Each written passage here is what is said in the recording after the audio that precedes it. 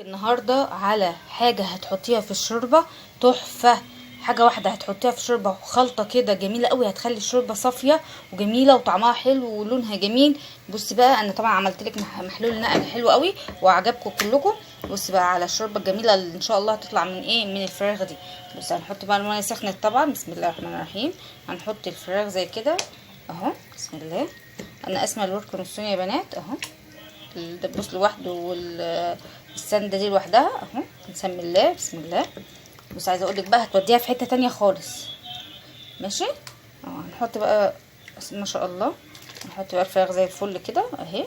هتلاقي بقى ميتها الشوربه طعمها حلو وريحتها جميله. طبعا محلول النقع ده خطير جدا جدا.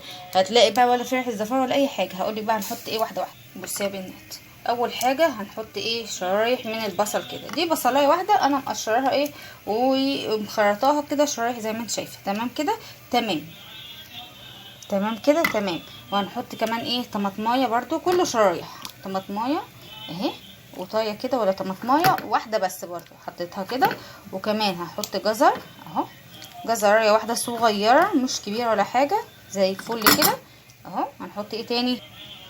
بصوا انا دي فلفلايه طويله اهي، من اللي هي الطويله، انا حاساها حاميه. ممكن احط واحده بس ربعايه كده من دول. وانا كده كده هجيب دلوقتي فلفل رومي واحط فيه. تمام كده. يبقى انا اللي انت هتحطيه فلفل رومي، انا ما عنديش فلفل رومي يعني دلوقتي. انا بعت البيت تجيب وهحط فلفل رومي دلوقتي. تمام. ايه تاني هنحط؟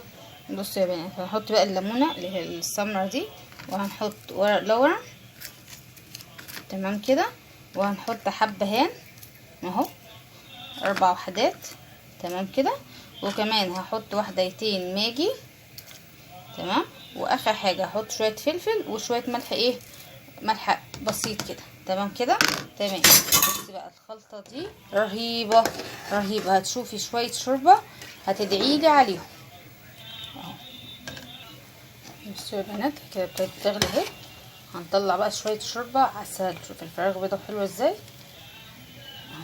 بصي اللي اسمها الشوربه فاتحه. مع ان عايزه اقول لكم ان انا المفروض احط فلفل اسود اللي هو حصى، ما كانش عندي. حطيت فلفل نسيت يعني وطحنتهم كلهم، فحطيت فلفل اسود اللي هو ناعم. بصي ما شاء الله الشوربه صافيه وجميله. بصي زي الفل اهي.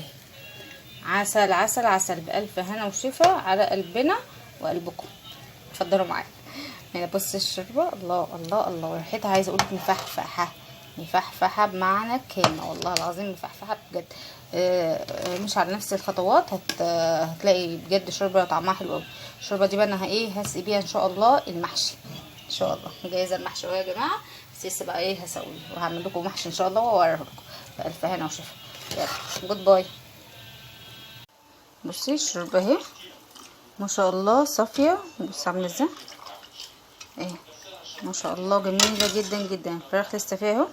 الفراخ بيضه وجميله ازاي بالمحلول النقع اللي احنا عملناه. ادي الفراخ اهي، وادي البصل والحاجات الحلوه اللي احنا كنا حاطينها اهي يا جماعه.